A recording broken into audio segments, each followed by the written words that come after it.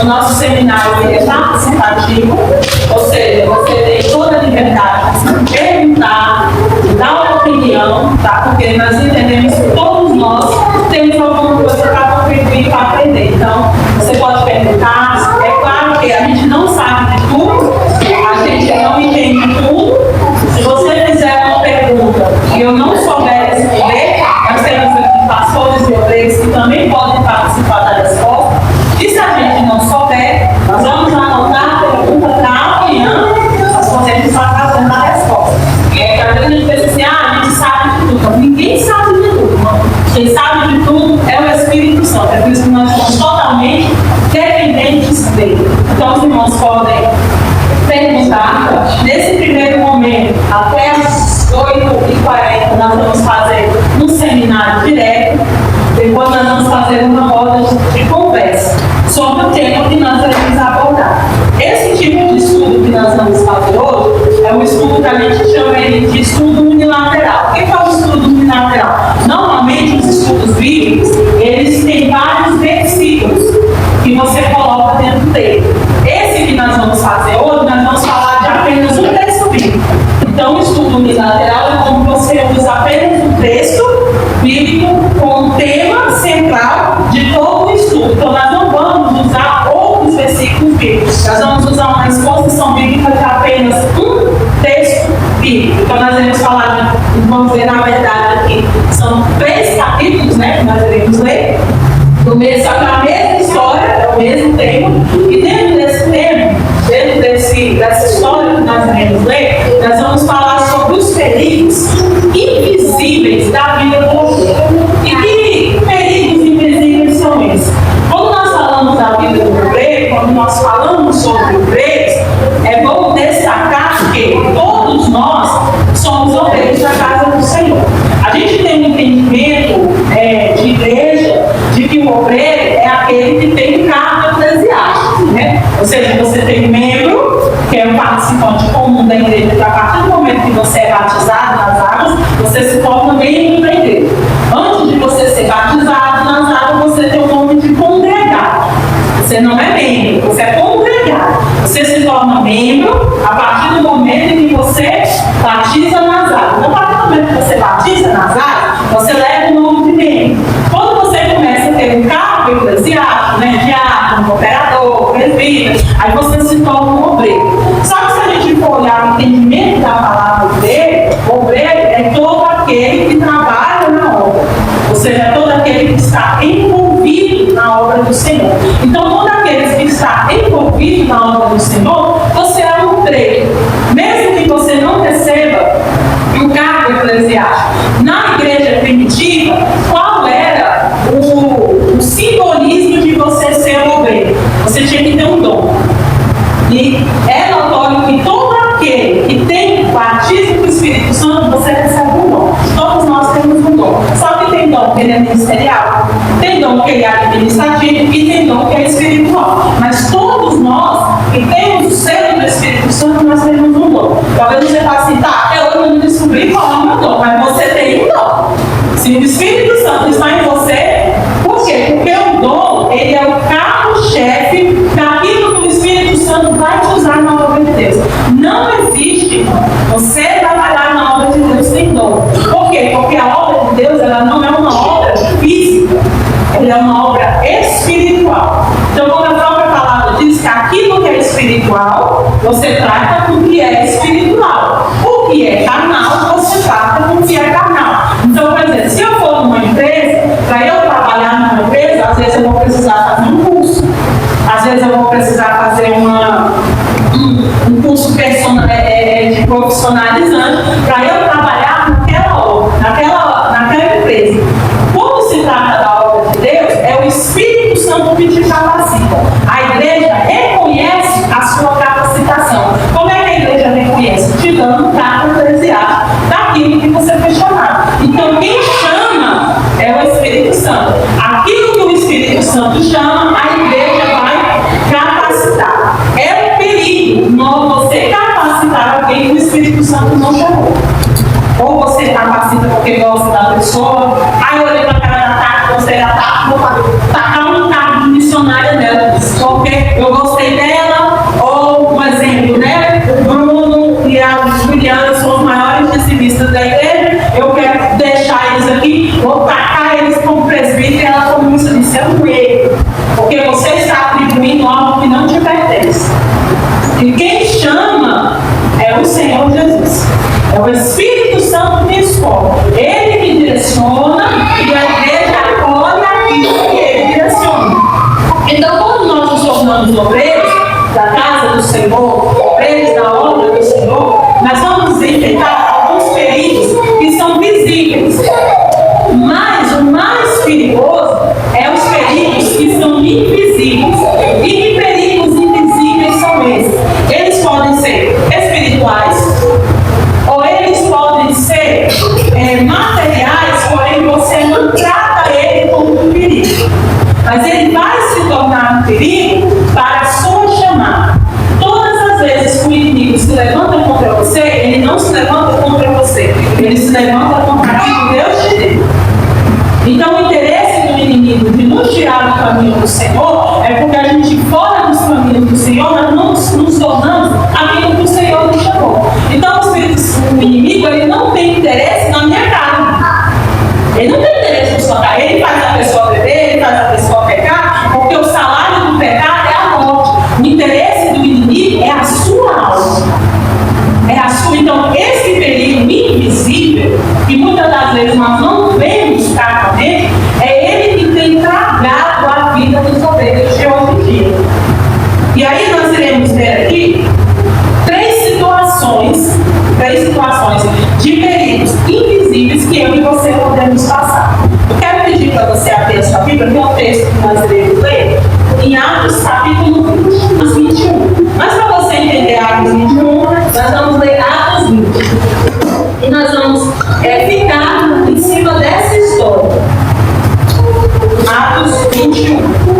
Vou colocar aqui o contexto do que está acontecendo. Nós estamos vendo Paulo voltando da sua terceira viagem missionária. Quando Paulo volta da sua terceira viagem missionária, ele vai trazer 4 pessoas junto com ele. Atos capítulo 20. Então, eu vou falar aqui mais ou menos o que está acontecendo aqui. Paulo está voltando da sua terceira viagem missionária. E quando ele volta da sua terceira viagem missionária, ele vai passar ali por Éfeso. Quando ele sai de Éfeso e ele vem para Jerusalém, ele está trazendo 4 pessoas junto com ele. Só que essas 4 pessoas, eles não eram judeus. Ou seja, todas as pessoas que não eram judeus levavam o nome de gentio, né? Que era aquela pessoa que não era judeu. Era de outra nacionalidade, de outra religião. Então, esses 4, quando eles vieram para Jerusalém, para ficar junto com os apóstolos, com a igreja que está em Jerusalém, esses 4 que Paulo está trazendo, Paulo vai fazer algo por eles. Por quê? Porque Paulo está trazendo esses 4 gentios para onde tem a igreja que majoritariamente tem judeus. E você sabe que os judeus tinham um monte de regras, inclusive eles não gostavam de dividir o espaço com os gentios. Como Paulo sabia disso, o que Paulo vai fazer? Paulo vai fazer o processo de purificação deles. Ou seja, Paulo vai pedir para que eles raspem a barba, que eles diminuam o cabelo, que ele faz o processo da purificação, porque não tinha como se considerá-los mais. Né? E um desses homens, eu quero que você grave esse nome, Trófimo. Nós vamos falar muito desse obreiro hoje, o Trófimo. Quem é o Trófimo? O Trófimo é um gentio, provavelmente um grego, da cidade de Éfeso, que é um dos 4 que Paulo está trazendo para Jerusalém. Ou seja, Paulo pregou, Trófimo ouviu a pregação, Trófimo aceitou Jesus e quis vir com Paulo para Jerusalém, porque ele quis aprender mais sobre o cristianismo, mais sobre o evangelho, e ele quis conhecer a igreja de Jerusalém. A igreja de Jerusalém aqui é a sede da igreja, é onde está indo os apóstolos, é onde está Filipe, um dos 12. Então, assim, tem uma série de apóstolos ainda. Então, ele quer conhecer a igreja, então ele vem. Ele é um dos 4 que está vindo com Paulo. Como Paulo conhece os judeus, ele sabia que um gentio no meio, como eles eram novos convertidos, para eles não sentirem o peso da cobrança, Paulo vai falar assim: olha, tudo que eles vão precisar fazer, eu vou fazer junto com eles.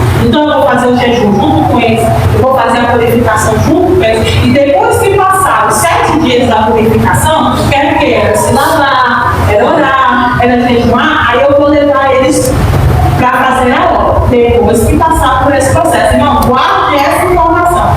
Paulo esperou 7 dias e fez o processo junto com eles. Porque existia uma lei, que era uma lei levítica, que o templo de Jerusalém não podia aceitar estrangeiro dentro dele. Então, o templo, você que era judeu, você não podia entrar. Então, o próximo não podia entrar no templo, onde se eram feitas as orações. Mas onde eram feitos os cultos, que era na casa dos irmãos, o próximo poderia participar. Atos capítulo 20, eu quero ler com você o versículo 21 e 24, porque antes de Paulo ir para Jerusalém, Paulo vai receber uma mensagem do Espírito Santo. O Espírito Santo vai falar com Paulo primeiro. Atos capítulo 20, versículos 21 e versículos 22 diz assim: testemunhando tanto os judeus como a gregos o arrependimento para com Deus e a fé em nosso Senhor Jesus Cristo. E agora, impelido pelo Espírito, vou para Jerusalém, não sabendo o que ali vai me acontecer. Versículo 23. Exceto que o Espírito Santo, de cidade em cidade, me assegura que prisões e sofrimentos estão à minha espera. Então, Paulo está indo para Jerusalém e ele fala assim: olha, o Espírito Santo falou para mim, falou comigo, que aonde eu for, de cidade em cidade, até eu chegar em Jerusalém, eu vou passar por prisões e vou passar por perseguição. Quem falou com ele, irmão? O Espírito Santo. Então, o Espírito Santo vai falar com Paulo primeiro. Aí agora nós vamos para Atos 21. Atos 21, do 10 ao 12. Paulo chega aí. O Paulo vai chegar em Jerusalém. O Paulo está em Jerusalém. Atos 21, do 10 ao 12. Paulo está em Cesareia, perdão. Está a caminho de Jerusalém. Ele não chegou em Jerusalém. Vou ler a partir do versículo 11. Atos 21, a partir do versículo 11, não, vou ler do 10.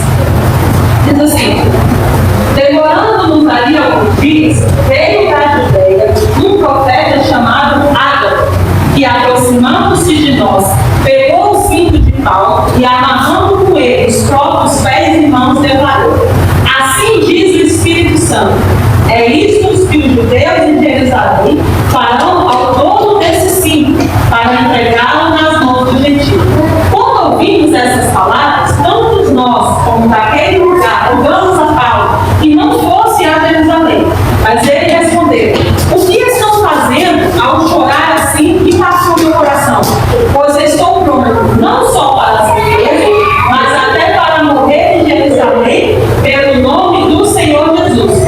Como Paulo não deixou persuadir-se, conformados, dizendo: seja feita a vontade do Senhor. Então, o Espírito Santo já tinha falado com Paulo: Paulo, você vai sofrer perseguição, você vai sofrer açoites e tudo. Paulo está indo a caminho de Jerusalém, para a Judéia primeiro, para em Cesareia primeiro, uma cidade um pouco próxima de Jerusalém. Vem o profeta. Aí o profeta faz o que? O profeta pega o cinto, é todo performático, esse profeta. Se fosse no dia de hoje, ninguém ia dar atenção para ele. Pega o cinto, ele amarra a mão, né, dos pés dele e fala assim: olha, o Senhor, o Espírito Santo está dizendo que o dono desse cinto aqui, os judeus de Jerusalém vão fazer isso comigo. Quem está vendo a profecia fala assim: Paulo, vamos resolver essa situação bem, é só você não ir. Os irmãos falam: Paulo, se eu chegar e você falar: ó, você está indo em Brasília pregar, você vai levar uma surra que você nunca levou na vida.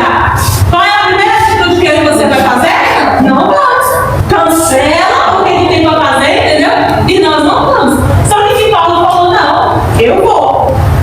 Vamos colocar aqui os dois Paulos? O Paulo do dono, eu vou. Porque o Senhor já tinha falado para mim que eu iria sofrer perseguições. O que o profeta está falando só está confirmando. O Paulo, ser humano, quem é que vai fazer isso comigo? Os judeus que não me conhecem. Mas eu não estou indo para os judeus que me conhecem. Eu estou indo para a igreja. Eu estou indo para a igreja. Dentro de Atos capítulo 21, aí a gente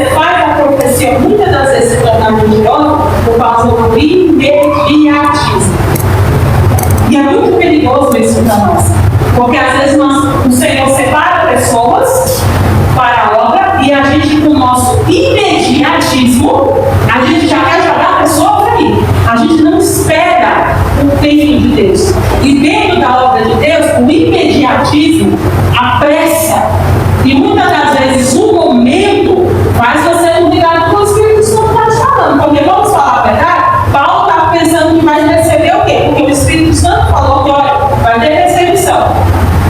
O profeta está falando o quê? Você está levando uma surra que você nunca levou. Quando ele chega na igreja, os irmãos estão recebendo ele o quê?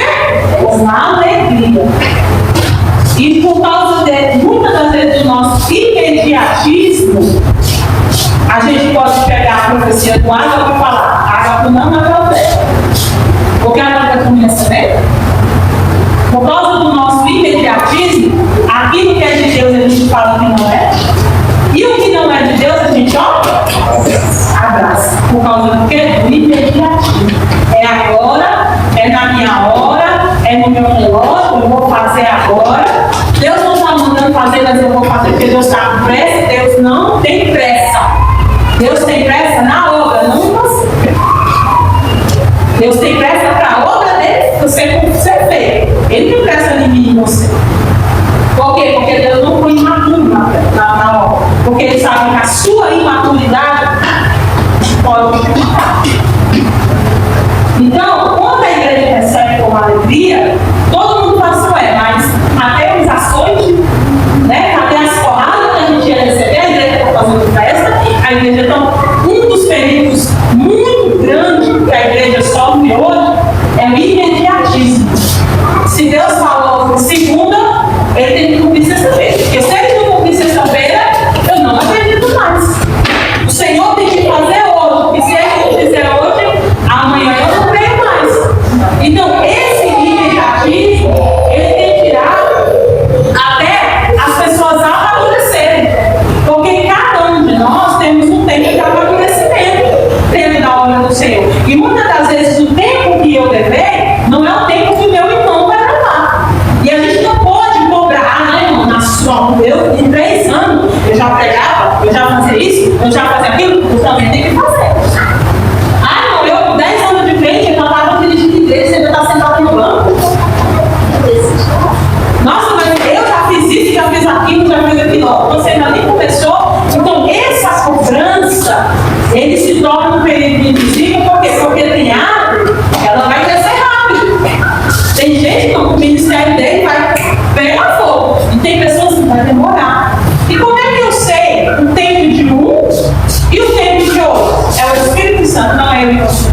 Então, por causa do meu imediatismo, eu posso, por exemplo, se chegar na vaga do trabalho, você já tem feito tanto tempo de igreja, entendeu? Você já sabe fazer tudo dentro da igreja, sacar um carro em você, entendeu? Vai pra frente e vai. Porque o fulano tem a metade do tempo que você tem e ele já é pastor, você está atrasado. E esse imediatismo que nós colocamos na cobrança do outro, a gente não entende que Deus vai trabalhar com cada um. Tem pessoas, irmão, que ele nunca vai fazer nada. Mas ele vai ser de banco? Sim. Porque Deus não chamou todo mundo para cima do mundo, não. Deus, ele tem uma oportunidade para cada um. Tem pessoas que Deus chamou para a multidão e tem pessoas que Deus chamou ele para trabalhar com uma pessoa só. Tem pessoas que o Senhor chamou para administrar igrejas gigantescas e tem pessoas que o Senhor chamou ele para trabalhar a casa dele. Você pode ter sucesso, irmão, para Deus é a mesma coisa. Nós que reverenciamos pastores assim. Nossa, aquele pastor lá é pastor de convenção. E o outro pastor, ele só tem uma igreja. Às vezes aquele pastor que só tem uma igreja, para Deus ele tem sucesso, porque os meus irmãos vivem. Eu já ouvi gente falar assim, nossa, você vai na igreja do irmão, tem 10 anos, as mesmas pessoas estão lá. Glória a Deus. É sinal que aquelas pessoas não foram do mundo, elas não se desviaram. Nossa, você vai lá, você vê as mesmas caras sempre. Glória a Deus por isso. E a gente acha que vitória é quando a gente vê a igreja cheia. Vê uma Aí tá saindo com casa, tá entrando. Aí quando você descobre, a igreja não está crescendo. Ela está num período de rotatividade. Vem um grupo, fica e sai. Um grupo, fica e sai. Um grupo, fica e sai. Difícil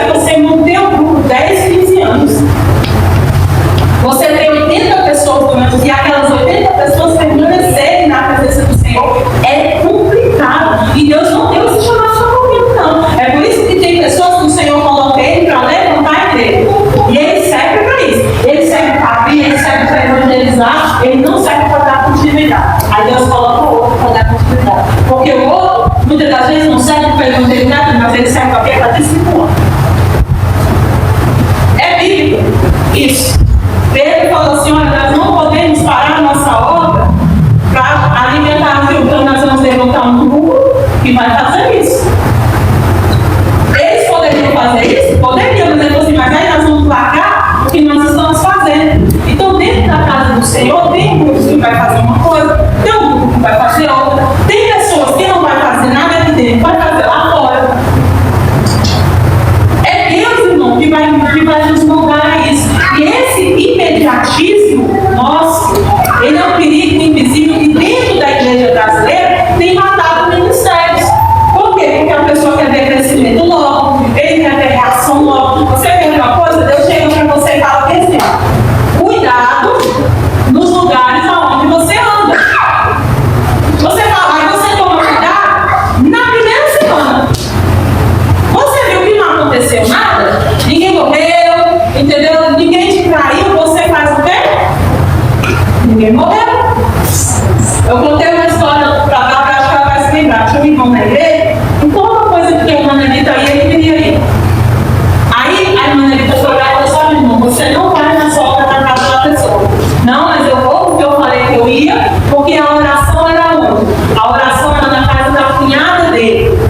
A cunhada ia receber os irmãos e de lá ia fazer um almoço. E ele ficou para fazer o almoço. Ele falou: não, eu dei a minha palavra que eu ia, eu sou homem, entendeu? Se eu dei a minha palavra que eu vou, não volto atrás. Só que aí a pastora dele falou: não vai. Deus falou que é só para os fulanos, não, eu vou porque eu tenho a minha palavra. E ele foi. Sabe quando chegou lá, irmão? Teve oração, teve tudo e não aconteceu nada. Aí ele falou assim: tá vendo? Porque o que ele se pensou? Vai cair um endemoniado, vai levantar, vai levar uma porrada, vai ser humilhado. Não aconteceu nada. Ele falou: tá vendo, pastor? Não aconteceu nada. Eu fiz a comida, todo mundo comeu, não aconteceu nada. Não, passou o tempo. Nós estávamos num culto de libertação na igreja. O demoniado está tudo pelado. Ele foi colocar a mão depois do demoniado e falou: sai daqui, desobediente. Tu é desobediente. Eu obedeço mais do que tu, porque quando de lá fala assim para eu sair e não ir, eu não vou. Tu é desobediente. No mundo espiritual, teu nome é desobediente. Acabou. E não, aonde ele ia? Se ele fosse orar lá, então não tivesse endemoniado, o demoniado já para ele, desobediente. Tu é desobediente. No dia ele achou que não tinha acontecido nada. Aconteceu, ele ficou marcado. Ele ficou marcado com aquele que desobedece. Então, o imediatismo ele é perigoso. Às vezes a gente acha assim: fez, não aconteceu nada. Ah, não morri, vou fazer de novo. Tudo tem um preço. E esse perigo invisível, irmão, ele tem matado a igreja. Tem matado, tem sufocado, porque a gente está vivendo uma época que a gente quer as coisas para agora. A gente quer pra já. A pessoa aceita Jesus ontem, a gente já põe ele em cima do altar porque ele sabe cantar. Ele cantava lá no mundo, a gente já coloca ele para ministrar louvor. A pessoa fala bem, a gente já põe ele para pregar. Sim,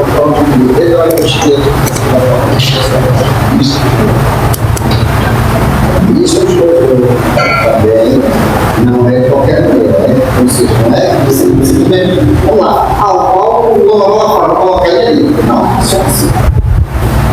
O nome do governo está falando, ele é ministro, ele vai ministrar louvor. Ele tem que ter conhecimento bíblico, ele tem que ter intimidade com Deus.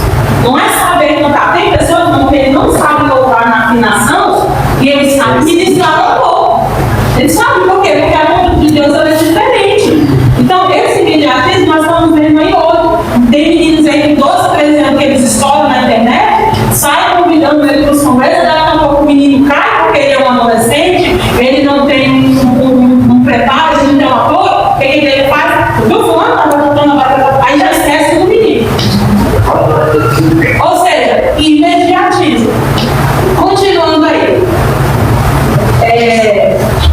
Versículo 18.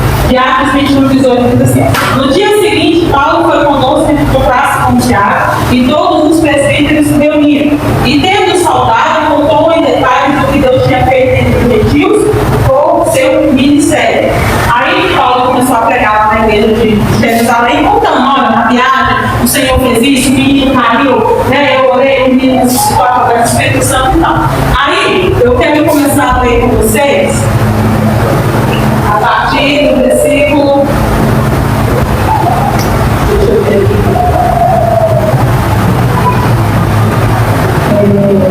A partir do versículo 21, aqui começa um pouco da nossa história. Eles foram informados que você ensina todos os judeus e gentios a apostatarem de Moisés, dizendo-lhe que não devem circuncidar os filhos, nem andar segundo os costumes da lei. Que faremos então? Certamente saberão que você já chegou. Deixa eu dar um ponto aqui. Quem eles estão questionando por Paulo? Porque a igreja de Jerusalém, ela era concílio. Tudo era resolvido ali. Quem eles estão questionando por Paulo? Paulo, nós ficamos sabendo que quando você está pregando Paulo de Deus, você prega que eles não precisam fazer o costume da lei, né? Guardar o sábado, né? Orar 3 vezes o dia, aquele negócio todo. Paulo, para se justificar, ele fala assim, olha, não estou fazendo isso não. Como prova, eu trouxe 4, não trouxe? Trouxe 4 que não são judeus. Aí o versículo 23 diz assim, ó, façamos, portanto, o que vamos dizer. Então, entre nós, 4 homens que voluntariamente fizeram o voto. Leve esses homens, participe da cerimônia de purificação com eles e pague as despesas deles para que rapem a cabeça. Assim, todos saberão que não procede a informação que receberam a respeito de você e que, pelo contrário, você mesmo vive de conformidade com a lei. Quanto aos gentios que creem, já lhe transmitimos decisões para que se abstenham das coisas sacrificadas a ídolos, do sangue, da carne de animais sufocados e da imoralidade sexual. Então Paulo, levando aqueles homens no dia seguinte, tendo se purificado com eles, entrou no templo, acertando o cumprimento dos dias da purificação, até que se fizesse ao pé de favor de cada um deles. O que Paulo fez? Olha, vou pegar eles 4, vou fazer todo o processo, vai ser raspado a cabeça, porque alguns gentios tinham cabelo grande como todos deles. Então, tem os judeus que raspa a cabeça, deixa o cabelo crescendo natural. Então, vou raspar a cabeça deles, vou passar pelo processo da purificação, todos os gastos disso, vou pagar tudo para que os judeus que estão em Jerusalém vejam que eu não estou fazendo nada disso. Legal? Legal. Todo mundo concordou? Todo mundo concordou. Então, o que acontece aqui? Nós temos 4 convertidos que não eram judeus, que vieram para que não houvesse um escândalo, concordado. Os que já eram gentios, que aceitaram Jesus, estavam falando, a partir de agora você não vai comer nada que tem sangue, nada que é purificado a ídolos, você não vai viver uma vida de moralidade sexual, você vai viver uma vida santa com Deus. Paulo fez a mesma coisa com os 4, ficou concordado assim. Passados os dias da purificação, Paulo subiu ao templo para fazer o sacrifício da purificação. E aí começa a situação, porque versículo 27. Quando já estavam convidados 7 dias, os judeus que tinham vindo da província da Ásia, ao ver de Paulo no templo, alvoraçaram todo o povo e o agarraram dizendo, israelitas, socorro! Este é o homem que por toda parte anda ensinando todos a serem como o povo, contra a lei e contra este lugar. E mais ainda, introduziu até gregos no templo e profanou este recinto sagrado. Disseram isso, pois antes tinham visto Trófimo, o Efésio, em sua companhia da cidade, e pensavam que Paulo o haviam levado para dentro do templo. Olha a confusão. Eles tinham visto Paulo usando esse Trófimo na cidade. Depois eles viram Paulo lá no templo. O Paulo não tinha levado os 4 homens. Ele tinha deixado os homens no pátio do palácio, porque ele sabia que por eles serem estrangeiros, eles não poderiam entrar no templo antes do processo da purificação. Mas os judeus, cheios de visão, que tinham visto o Trófimo na praça, Paulo, o que eles estavam lá? Paulo está assim por Paulo, né? Está assim por Paulo. Então, estou vendo Paulo ali, estou vendo o Trófimo, o que Paulo fez? Botou o nome lá dentro. Contra a lei, porque nessa hora eles viram sangue demais, vão defender a lei, vão defender a lei. Começaram a gritar, Paulo está quebrando a lei, Paulo está profanando o templo, tu faz esse Trófimo aí que é de Éfeso, ele é grego, ele é estrangeiro, tu anda com ele assim para baixo, e tu acha que ele, por ser grego, só porque está andando contigo é digno de entrar? Não, virou uma bagunça, virou uma gritaria, isso por causa do quê? Defendendo a religiosidade. E aí nós chegamos nos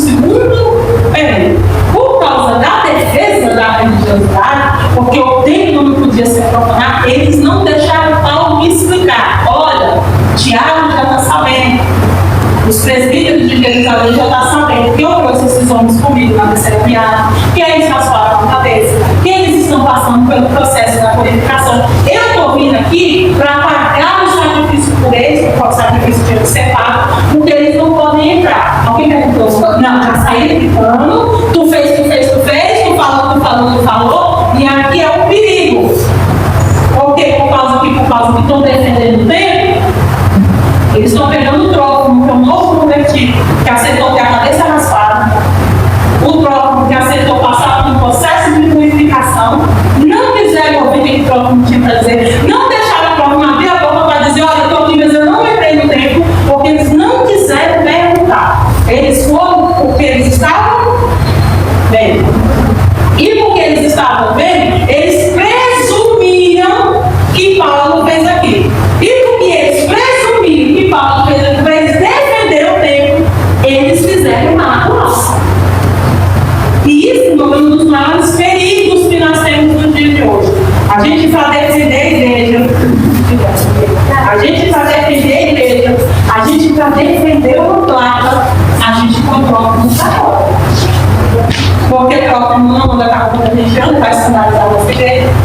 Ah, porque ele não casou do jeito que a gente acha que tem que casar, vai escandalizar a igreja. Ah, porque o irmão não faz isso, vai escandalizar a igreja. E esse, irmão, é um dos maiores perigos que nós temos. Por quê? Porque por causa que o Senhor nos chamou para defender o Evangelho, não é placa de igreja. A gente não foi feito para defender com pregação, com botar as mangas, com defender a pastora Nayara. Você não precisa me defender.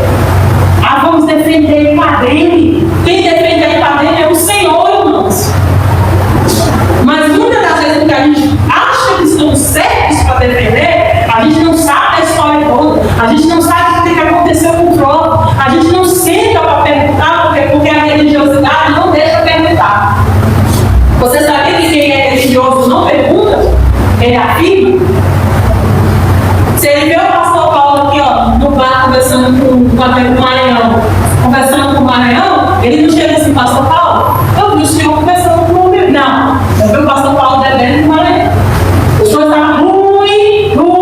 Ele não pergunta, ele afirma. Esse problema é de hoje, irmão? Ó, aqui, ó. E esse perigo, ele é invisível. E ele é tanta religiosidade, porque a religiosidade ela ajuda, ela sentencia. Eu sentencio você baseado no que eu aprendi. Os fariseus aprenderam que eles não podiam entrar estrangeiros no templo. Então, eles só porque o trófimo estava em pé lá, eles deduziram que Paulo tocou. Eles não perguntaram: Paulo, tu fez isso? Paulo, você levou? Paulo, sim, tu fez? Por que tu? Não. Por quê? Porque o religioso não pergunta. Ele faz o quê? Ele sentencia. Trófimo, irmão, passou por isso tudo para não ter problema. E olha o que daqui não ocasionou, só porque ele estava do lado de Paulo. Tem pessoas, irmão, que o Senhor coloca no nosso partidário que a religiosidade não aceita você cuidar de uma pessoa. Para um fariseu, uma igreja cuidar de um grego, perder tempo, isso é reino. Deus vai colocar você, o preto, para cuidar de pessoas que ninguém quer cuidar. Sabe quem é que está perseguindo Paulo? Tem os crentes dentro da igreja que não aceitam o trófimo convertido. E a gente fala, o maior perigo invisível que você vai passar não é hoje, o maior inimigo da igreja não é o levante do inimigo, o vídeo da vida do ímpio. É dentro. É dentro. E quando eu falo na igreja, eu não estou falando de parede, eu estou falando no meio geral. Paulo pode ter imaginado que a perseguição viria dos judeus de fora. Mas quem estava acusando ele estava indo para o mesmo mundo que ele estava indo. Quem está contando o dedo para ele é a pessoa que estava no mesmo mundo que ele. Então eu estou te dando hoje um choque de realidade. Muitas das vezes você vai ter problema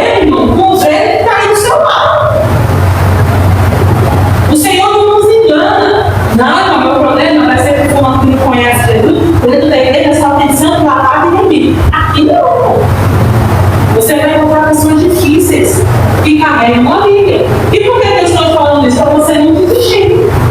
Ah, eu fui para a igreja e encontrei um monte de gente errada a seguir. Por quê? Porque nós precisamos de um Salvador. Se fôssemos todo mundo certo, para que a gente ia precisar de um Salvador?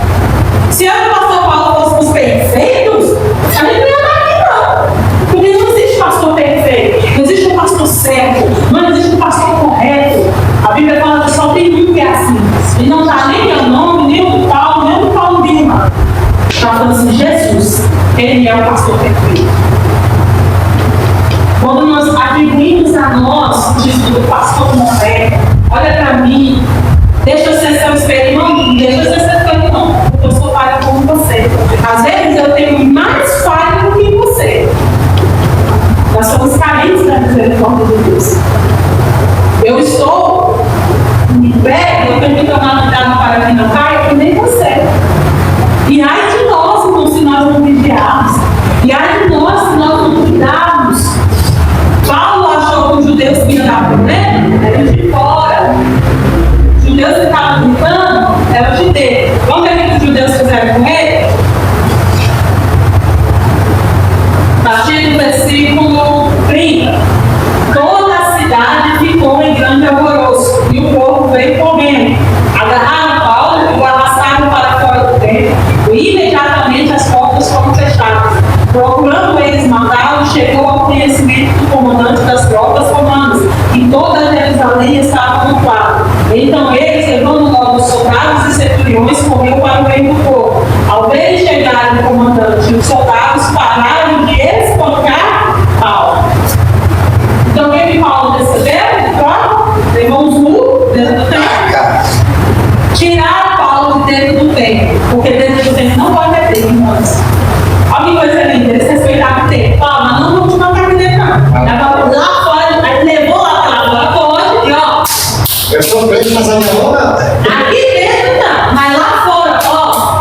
Pegaram Paulo de um jeito que a Bíblia fala que tiveram que arrastar, porque nem em pé ele conseguiu fazer. Mas, ó, não fizeram isso dentro da igreja. Você está vendo a referência do religioso? Você sabe como é que você quando nós somos religiosos? Porque a gente dá lá para paredes. Não, aqui dentro não. Aqui dentro a gente não pode chorar, aqui dentro a gente não pode brigar. Lá fora, ó. Aqui dentro eu não falo da Juliana, mas lá fora, aqui dentro eu falo a Tati com o Caio, porque eu coloco o Carlos com ela, né? Mas lá fora, na primeira oportunidade que eu tiver, vamos não é de hoje, olha o que eles fizeram. Olha o que eles fizeram com o Paulo. Não vamos matar você aqui dentro, não. Porque aqui é o fim. Vamos para todo mundo. É proibido. Vamos te arrastar lá para fora e acabar com a sua raça. Esse perigo aqui, você imagina, eles começaram a lutar, aí o povo veio. O povo não podia entrar dentro do templo. O povo todo não, porque o templo vai deixar não. Não cabia todo o povo não. Então o que eles fizeram? Eles levaram Paulo para fora no sentido de quê? Primeiro, para proteger o templo, para o povo não quebrar o templo. E segundo, para quê? Para Paulo não apanhar. No sentido espiritual, tem obreiros que ele, para matar o ministério, por exemplo, do pastor Paulo Lima e do pastor Paulo, o que eu faço? Eu chamo o povo, jogo os leões e ó, não tem nada a ver com isso, né? Então nada, foi o povo que está falando, mas quem começou com os nossos, tem tudo bem. Hoje, irmão, se você for evangelizar necessidade nessas coisas aqui, ó, ninguém quer atender com a gente, ninguém quer aprender como funcionário. Por quê? Começou dentro do templo? Não. Porque dentro do templo todo mundo é bom. Todo mundo é bom dentro do templo. Todo mundo é maravilhoso dentro do templo. Agora, fora do templo, eu jogo a Tati com os leões, não defendo a Tati. Eu não defendo o pastor Paulo, se o povo o problema é seu. Mas começa aqui dentro do templo. Por que começa dentro do templo? Quando a gente não abraça. Se alguém tivesse abraçado o Paulo e falou, opa, vou parar essa bagunça, vou ouvir o que Paulo tem para dizer, se Paulo explicar essa bagunça, não teria acontecido. Se alguém tivesse falado assim, opa, vamos orar pelo Paulo, vamos orar pelo Trófimo, vamos comemorar porque Trófimo aceitou Jesus, alguém aqui estava feliz porque Trófimo aceitou Jesus? Alguém estava feliz porque Trófimo saiu de Éfeso, veio para Jerusalém, para a gente lá e ser purificado?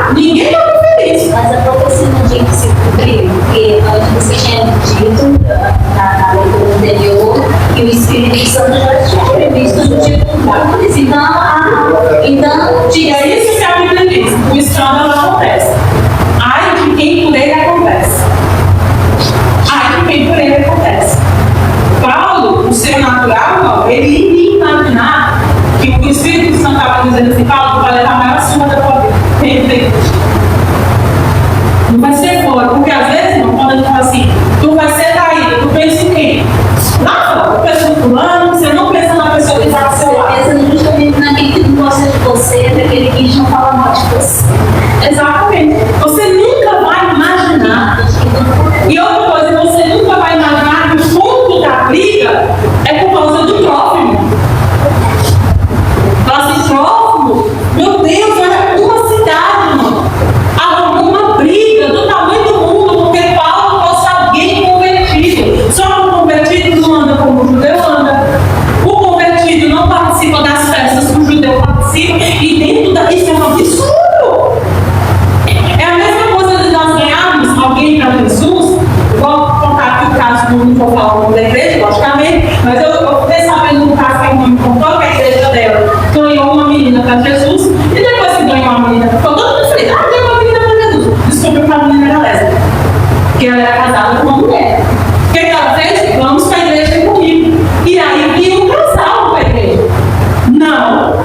Quem que vai pensar da nossa igreja? Um casal sentado aqui. Vai pensar que a gente apoia, vai pensar que a gente. Aí quem que fez? Bota os dois para fora. É desse jeito. Foi para fora, por quê? Porque a nossa reputação, normalmente não tem reputação dentro do reino de Deus. Porque a reputação do religioso, ele é aparente. Ele tem aparência de crente. Esses homens aqui, você sabia que eles estavam certos? Porque eles estavam defendendo a lei. E a lei dizia que não podia ter estrangeiro na lei. Então, se você for equiparar a lei, eles estavam certos. Estavam defendendo a honra do templo. Às vezes eu penso assim: eu estou arrasando, eu estou defendendo a igreja. Está matando próprio. Tu está matando 4 pessoas que o Senhor tirou lá do lado do mal. Tu está me dizendo matar no ministério de Paulo, para que Deus tinha promessa na vida dele. Essa briga toda aqui é por causa do homem, que não tem cara de judeu. O perigo invisível da religiosidade, do corporativismo, porque isso que é o corporativismo. A gente se abraça, entendeu? Vamos defender a nossa bandeira, vamos defender o nosso bem. E por causa disso, nós estamos matando os próprios, o Senhor está salvando.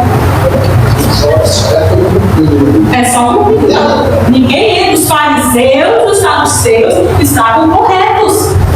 Por quê? Porque se eu estou certo, o pastor Paulo está certo, se a gente quiser, a gente vai parar. A gente dá no ministério. Se a gente, com autoridade, a gente mata. E quantos têm feito isso?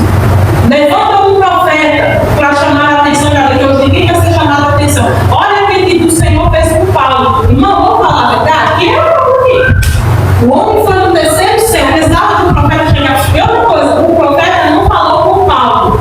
O profeta falou com a igreja sobre o dono do cinto. Ele não falou assim: Paulo entendeu que era com ele porque o cinto era de quem? Era dele. Por que Paulo falou assim: se Deus quiser, fala? Se Deus quiser, quem é Ágabo? Não. Ágabo era da cidade da Judéia. A Judéia era isso aqui, ó. Deus colocou um profeta da cidade minúscula para falar com Paulo. E se Paulo falasse assim: olha, vamos falar a verdade? Quer falar comigo? Deixa que Deus fala comigo. Porque Deus fala comigo. Tem intimidade. Desse jeito. Eu tenho intimidade, preciso de você não, filhote. Preciso não. Humildade. Quem é servo de Deus, ele é humilde. Quando nós começamos numa prepotência, porque isso é prepotência. Não, eu sou muito usado, se o senhor for falar comigo, é o fulano, eu quero sua parte. Se vir falar usando a Juliana, eu não vou nem ouvir, isso é prepotência. E deixa eu te falar, querendo ou não, acontece. Porque aconteceu com Paulo.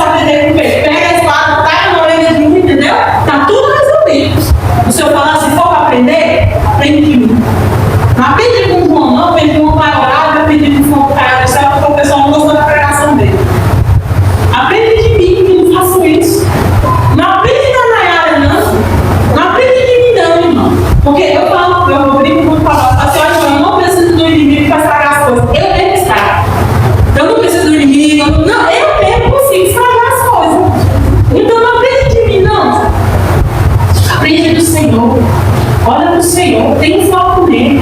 Você sabe o que é que o Senhor, sim, irmão, ele não frustra ninguém. Mas o ser humano sim, irmão, o ser humano frustra. O ser humano, na hora ele está de pé, daqui a pouco ele cai. O ser humano está bem, daqui a pouco ele não está bem. Nós todos os dias, irmão, temos que estar pedindo a misericórdia do Senhor. Todos os dias. Você pode olhar no mundo uma mulher de Deus sendo usada, você imagina as dores que está ali por trás, as porradas que aquela pessoa levou. Às vezes a pessoa está ali, ó, ministrando o cu e quem está sangrando é ela. Às vezes a pessoa está ali ministrando o poder de Deus e ela está toda alimentada porque isso é reino. O reino não é sobre nós. O reino não é sobre mim. O reino é sobre o que Deus faz através de mim. Mas não é sobre mim, não é potência minha, não é merecimento meu. O que Deus faz não é merecimento seu. É tudo para a glória dele. Então, Paulo está ensinando para mim e para você que é dentro do tempo que começou isso.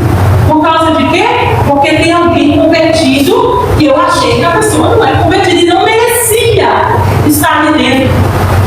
Não merecia estar no mesmo espaço dos santos, dos limpos, dos lavados, não merecia.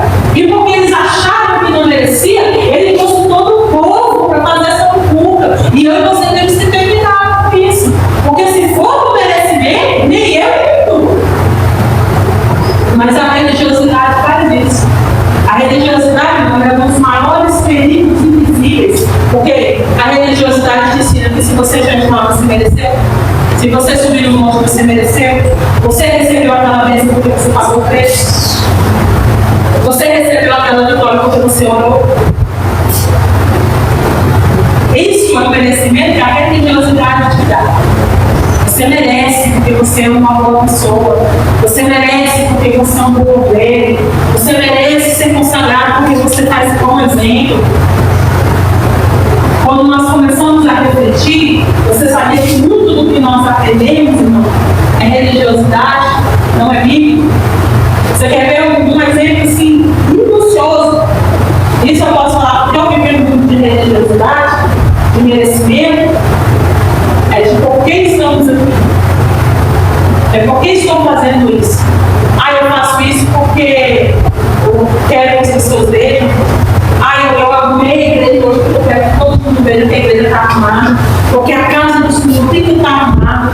Se a casa do Senhor não estiver arrumada, entendeu? Eu quero que todos vejam a casa do Senhor. E às vezes você está todo sujo, você está todo arrebentado, você está cheio de pecado, você não pede perdão, você não se arrepende, mas você acha que Deus vai achar lindo porque você deixou o chão brilhando. E você quer o reconhecimento, mas você fica assim, eu não quero criança pisando, porque o chão está limpo, tem algum trabalho que eu faz aqui. Eu não quero ninguém correndo, e o Senhor está falando que hora que você vai ter essa mesma preocupação no seu coração. Que horas que você vai ter essa preocupação no seu coração?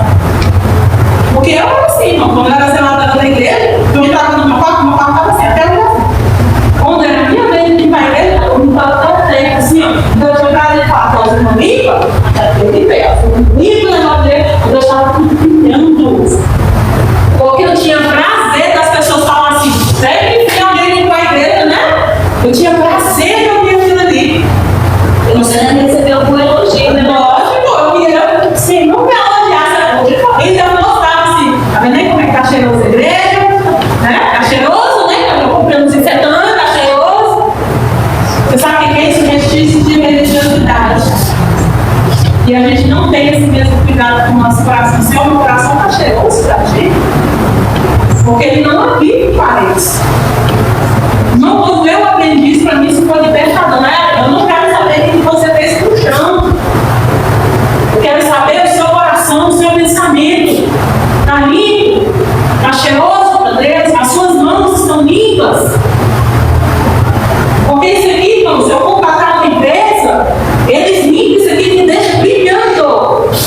Vocês sabiam disso? Quando eu pensava nisso, eu estou pensando nos Estados Unidos, eles são tão perfeccionistas com música, no louvor, que eles estão chegando ao ponto de contratar músicos mundanos. Eles contratam pessoas, pelo menos quem contrata a pessoa por hora para cantar em bar, eu contrato o pastor Paulo. O pastor Paulo vai ter uma festa na minha igreja, eu preciso de um baterista. Quando eu quero o melhor baterista, eu vou contratar o pastor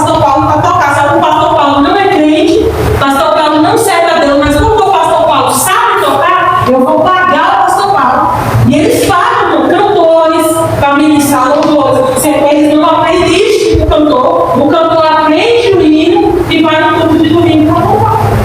Aí você vê aquele coral maravilhoso, lindo, afinadíssimo, com pessoas que não têm compromisso com o Senhor. Mas por causa do quê? Da estética, da beleza.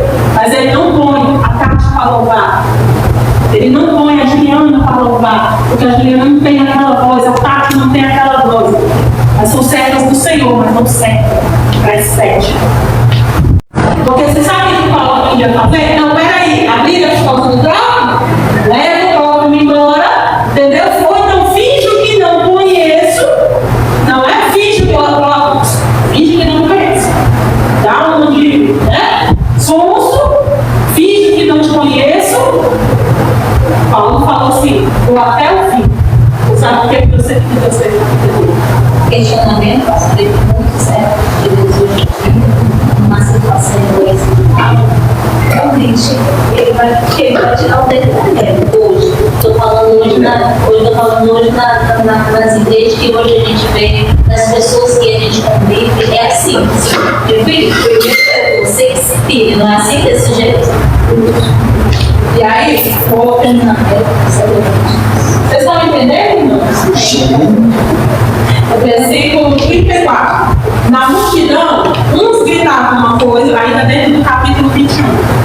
Na multidão, uns gritavam uma coisa, outros gritavam outra. Não podendo ele, porém, saber a verdade por causa do tumulto, ordenou que Paulo fosse recolhido à fortaleza. Ao chegar às escadas, foi preciso que os soldados o carregassem por causa da violência da multidão. Você está vendo aí que a multidão está batendo em Paulo? Foi perguntar por quê? Não disse uma coisa, no final das contas, eles nem sabiam o que Paulo estava fazendo. Por quê? Você sabe por quê? Porque eles chegaram no meio da conversa. Por quê, irmão? Tudo começou dentro do templo. Quando foi para fora, aí eles começaram a tentar chamar a multidão, o povo veio, olha, o Paulo, entendeu? Está fazendo isso. Quando ela pegou os porretes, o Paulo está fazendo. No Paulo, quando o centurião chegou e perguntou assim, por que vocês estão batendo no Paulo?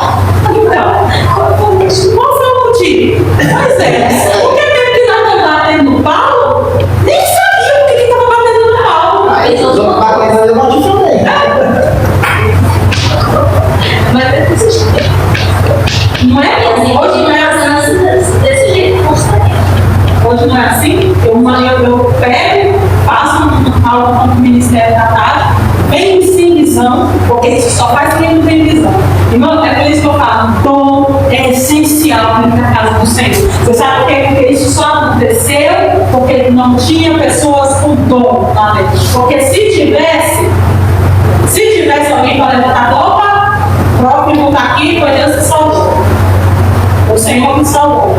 Paulo desceu em oração, fez a glorificação, entendeu? Pagou o preço por ele, pagou no próprio, não está certo. Ninguém perguntou, ninguém falou nada, ninguém disse nada, só desceu a palavra.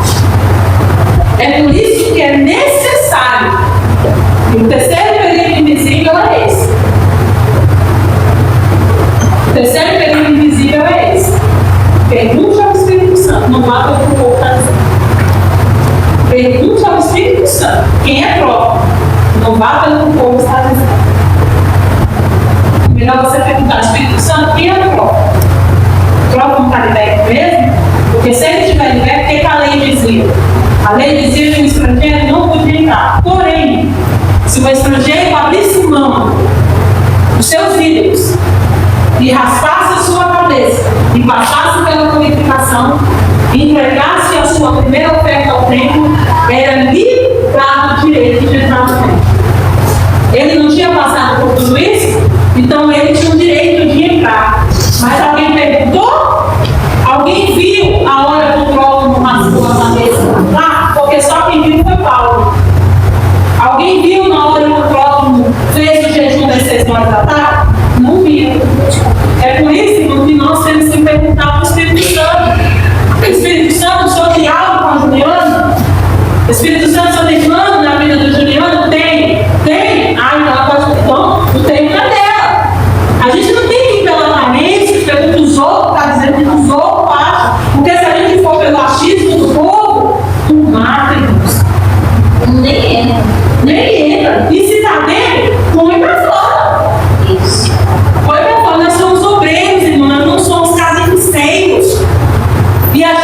pobreza, a gente tem esse poder, não, de botar dentro e também tirar e matar.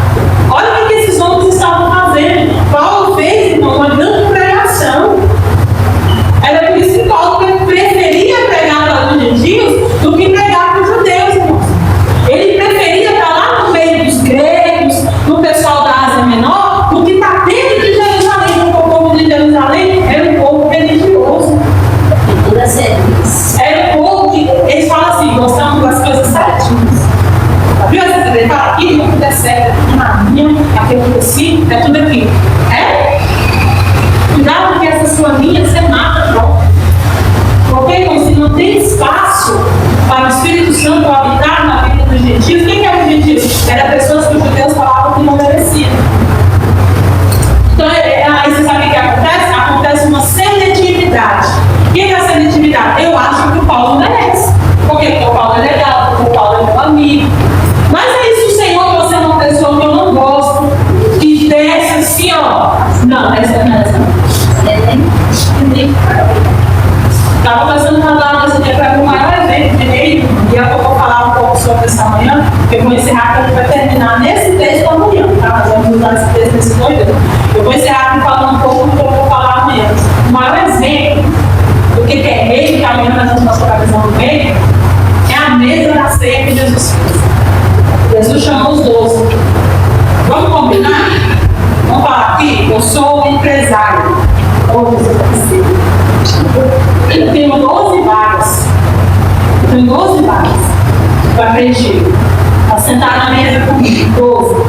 Tu acha que se eu tenho Lázaro, meu amigo, eu tenho Maria, todas as vezes que eu vou na casa dela, fica no meu pé para me ouvir.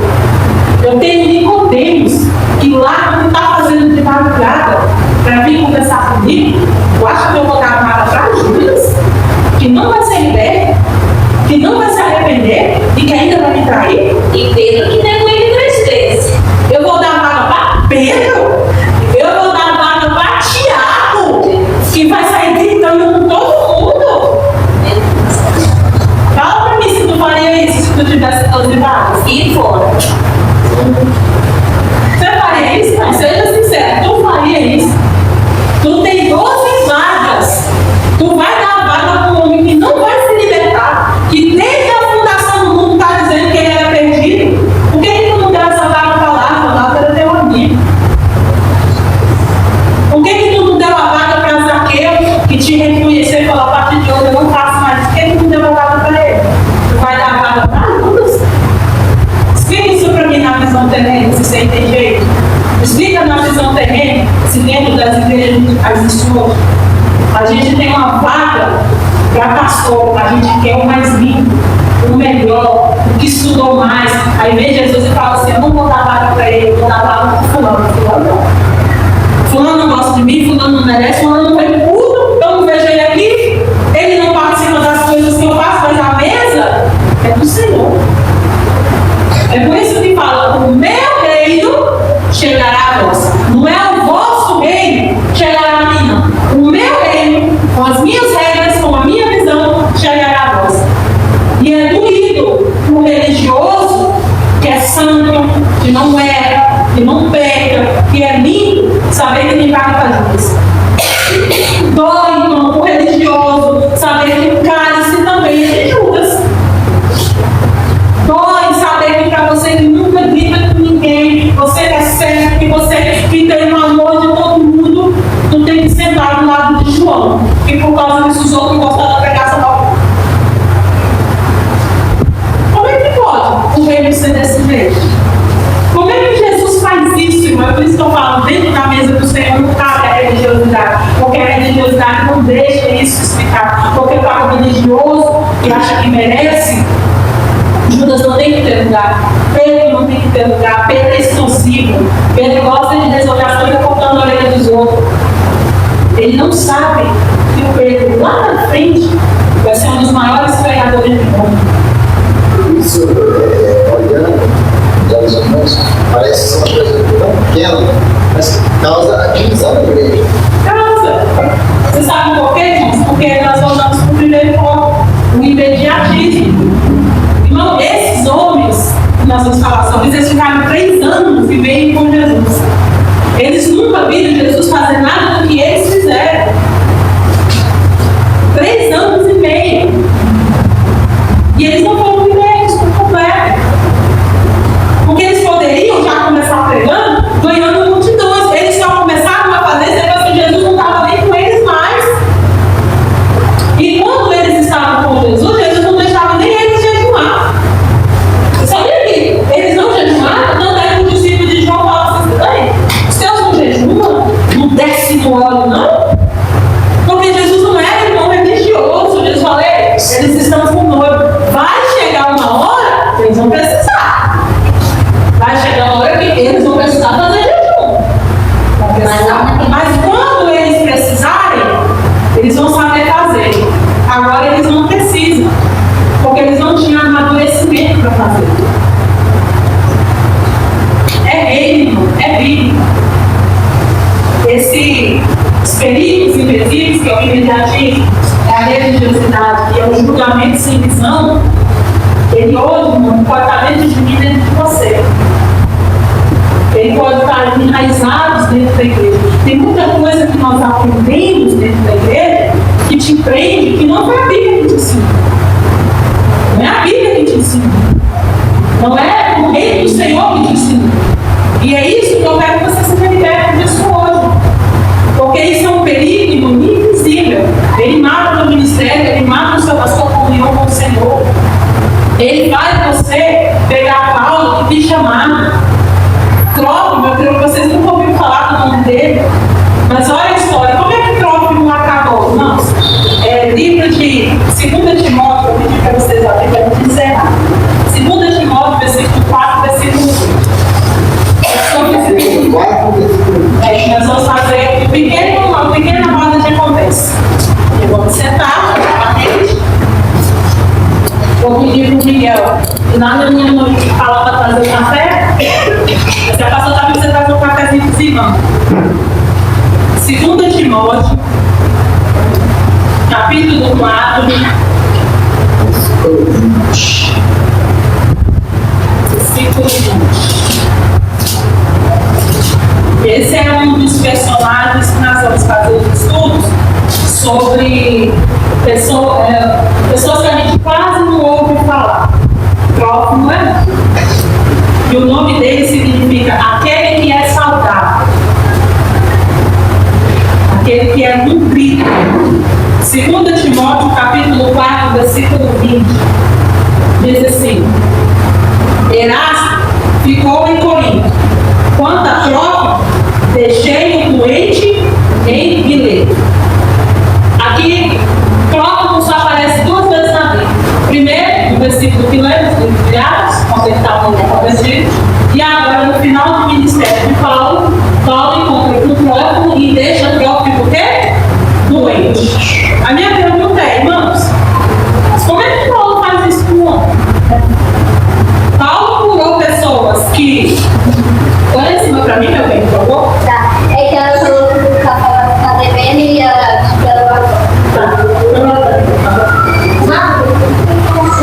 O Trófimo aparece no livro de Atos. Saudável, no toda, né? No final do ministério de Paulo, Trófimo agora já é um discípulo. A tradição diz que Trófimo está na cidade de Mileto, que é na cidade da Ásia Menor. Ele é um discípulo presbítero, um presbítero dirigente de igreja. Paulo foi se encontrar com ele antes de ser preso pela última vez. Só que Trófimo está doente. Paulo, o homem do Senhor, usou para curar enfermos, que não tinha nem nome, que não era nem crente, vai deixar ele doente. Aí eu te pergunto, como é que Paulo faz isso com uma amiga? Como é que Paulo tem coragem de deixar Trófimo doente? Sim. Por que ele não levou Trófimo junto? Por que ele faz isso? Não parece, irmão, uma covardia com Trófimo? No final do ministério de Trófimo, Trófimo passou tudo por causa de Paulo, e aí no final, Paulo vai deixar ele doente, vai largar ele doente. O que vocês acham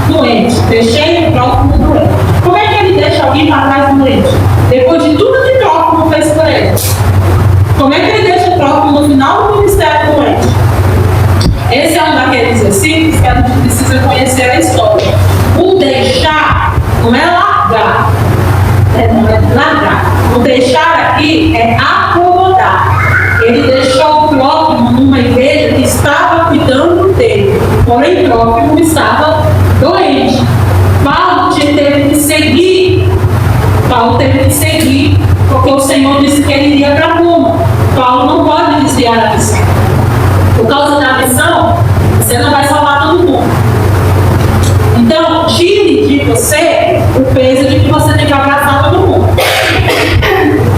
Tem tópicos que você vai deixar doente, tem pessoas que vai começar e não vai terminar. Porque o alvo de Paulo era Roma. O alvo de Paulo era chegar em Roma. E por causa desse alvo, ele não poderia ficar com troca. Por mais que eles tivessem uma relação, porque a nossa relação não pode atrapalhar o nosso chamado. Não pode. A sua relação com o seu esposo, a sua relação com o seu esposo, a sua relação com o seu amigo, com o seu amigo, com o seu melhor amigo, não pode atrapalhar o chamado. Não pode. Um exemplo que eu dou, nós estamos na casa dos Adó. Eu tenho uma opção, a Bárbara tem outra. Eu não posso atrapalhar o chamado dela. Eu brinco muito com ela. O Senhor deu a casa dos Adó para mim, para eu fundar a casa dos Adó. Quando eu comecei a fundar para esse Senhor, agora, né? Vou fazer isso, fazer aquilo. Eu acho lindo que Deus deixa. Deus deixa eu sonhar. Aí quando eu termino, o Senhor fala, então, não vai ser você. Eu vou dar para uma pessoa administrar. E aí, se eu não aceito isso, gravo na casa dos Adó minha, Senhor, foi o que eu fiz, foi o que eu mato o ministério dela. A mesma coisa que uma pessoa tem no ministério da igreja, né? Às vezes o Senhor só dá para aquela pessoa só abrir o ministério. E outro que tem que cuidar. E aí a gente grava, porque fui eu que comecei. Quando eu comecei, não tinha cerâmica. Aí vai chegar um que vai pegar a cerâmica. Mas Deus não quer esse emocionalismo nosso. Aí por causa disso, você mata o ministério da outra pessoa. Você mata. Isso é tão evidente hoje. Você vê pastores, presidentes agarrados na cadeira. Ele está morrendo, ele não está deixando ninguém para ajudar. Ele não está desenvolvendo. Aí ele vai morrer, não deixa legado, não deixa ninguém. Pode se servir. O maior exemplo disso que a gente tem também é quando é um casal, Deus dá um dom para uma pessoa, seja o homem ou seja a mulher, e o outro, por não compreender ou pela religiosidade, aí a gente vê muito na questão das mulheres, né? O marido, por religiosidade, não, a mulher não pode fazer nada, não pode orar, não pode dar estudo, não pode trabalhar na aula, porque eu sou o alfa e o ômega. Eu não faço, então ela também não pode fazer. Aí mata, aí tem nenhum e nem outro consegue fazer nada. Porque aí já matou da mulher, o homem também não dá conta, porque a gente precisa de uma companheira, de uma pessoa para poder nos auxiliar, nos ajudar. E aí. É porque a maior crise que a gente tem dentro do ministério eclesiástico da igreja é a liderança compreender que quem escolhe é Deus. Porque não vai ter explicação, não vai ter método, não vai ter curso, não vai ter diploma, não vai ter crachá, não vai ter sexo, seja homem ou seja mulher. Quando é Deus que escolheu, acabou. Você quer ver uma coisa hoje que eu vejo, principalmente na Assembleia de Deus. Nas igrejas reformadas você não vê muito isso. O cargo, o jugo, que eu não chamo de cargo, eu chamo de jugo, o jugo que se põe sobre a mulher do pastor. Você quer ver? Eu vou usar um exemplo. O pastor Paulo é o pastor da igreja. Automaticamente, a unção desceu sobre o Paulo, a tarde, ela tem que cuidar das irmãs, a tarde tem que estar no ciclo de oração, a tarde tem que cuidar. E se Deus não tivesse chamado na tarde, tem que ir com a esposa, entendeu? Você vai lidar, aí a tarde não sabe lidar com essa irmã, entendeu? Não, mas a mulher do pastor tem que estar, ela tem que estar junto, ela tem que estar na frente. Mas se ela não tivesse chamado, não, é porque ela é mulher do pastor, até aí você põe um jugo sobre a mulher que Deus não põe, porque Deus não está pondo esse jugo. Deus não põe esse jugo, entendeu? Porque a unção ela é individual, é o caráter que eu preciso. Quando Paulo fala assim, que seja marido de uma mulher só, ele está dizendo caráter, ele não está dizendo porque ele precisa que a mulher vá junto, não. Então, o Senhor tem um chamado de um, o Senhor tem chamado para o outro. Como também Deus tem chamado para mulheres e também tem para o outro. Não, mas se o Senhor chamou a tarde, por Paulo não parecer que está por baixo, tem que ir com Paulo. Só que isso não é uma competição. Isso não é uma competição. O espiritual não é uma competição. É claro que um precisa do outro. Precisa. Para o ministério dar certo, tem que ter uma concordância. Não precisa ter uma divisão de jugo. Não precisa ter uma divisão de jugo. Cada um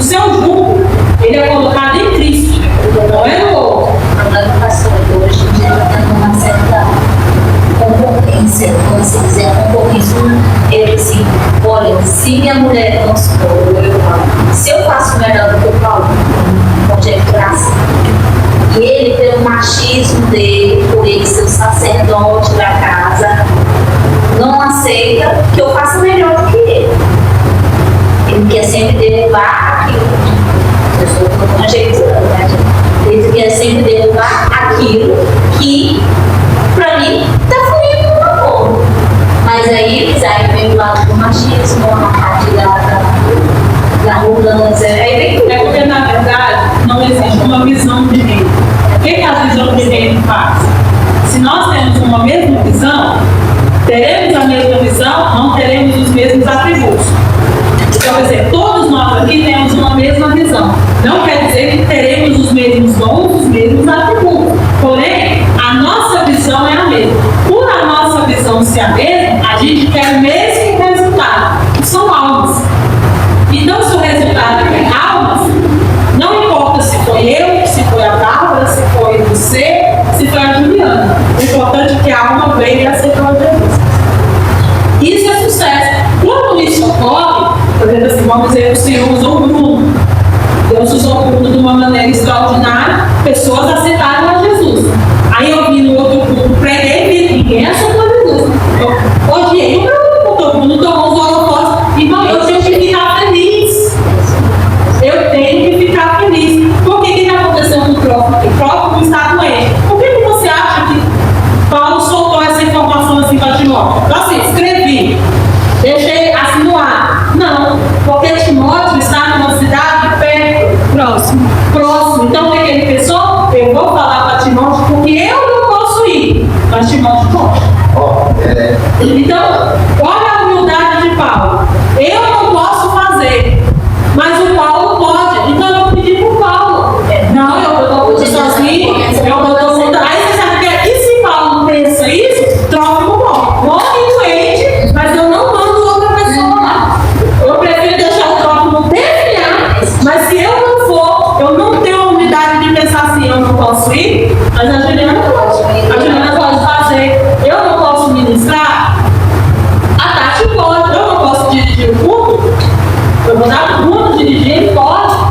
E o importante é o próximo não ficar doente. Eu estava falando isso. Eu estava falando da história de um casal. Varões daquela mundo, eles vivem numa ponte. Moram nessa ponte.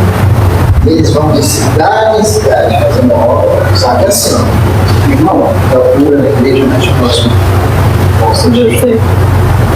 Hoje, eu só sirvo da igreja se eu sair lá na rua e eu sou o cara de problema. Eu não posso ficar em outra igreja.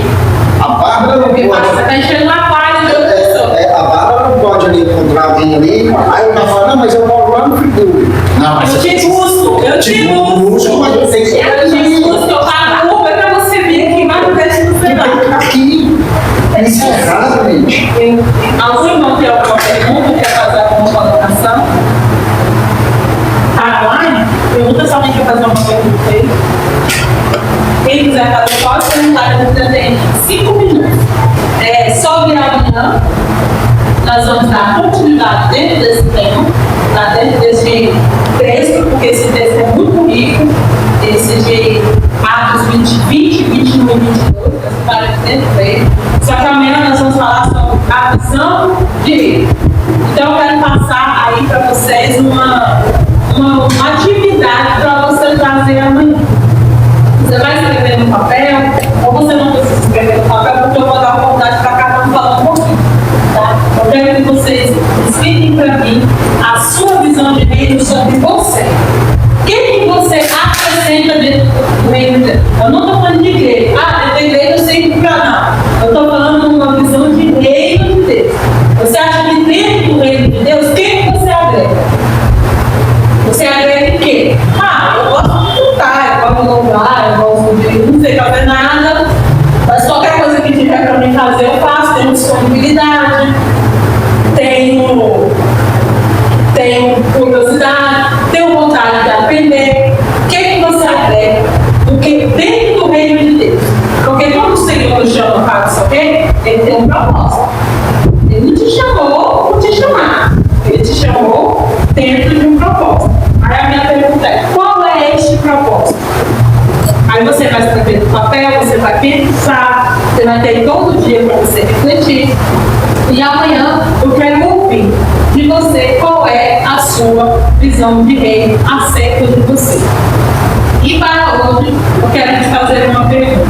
Você já encontrou algum próximo durante a sua caminhada cristã?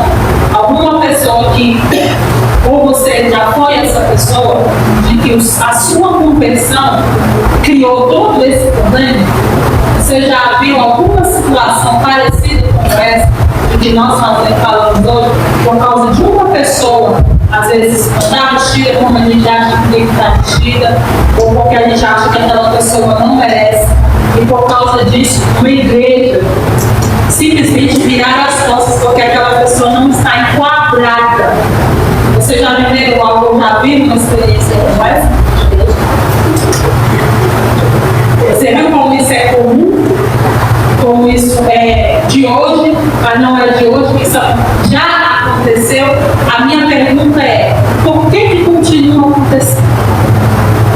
Por que isso continua acontecendo no nosso meio? Por que os próximos hoje continuam dentro da casa do Senhor, criando isso? Por que os Paulo continuam apanhando por causa dos próprios? E por que isso continua se perpetuando? Qual é a causa disso? Por que isso não para? Por que isso não para? Porque tem um nome disso. O nome disso é religiosidade. Enquanto tiver religiosidade, tem próprio sendo expulso e tem Paulo apanhando. Porque o que fazem eles apanhar é a religiosidade. E a religiosidade hoje só mesmo. Elas são mesmo. E a pior religiosidade é a do coração. Não é a das vestes, é a do coração. É a do coração. O nosso coração cristão religioso, sabe, duro, a nossa santidade ela é uma santidade errada, a gente faz isso.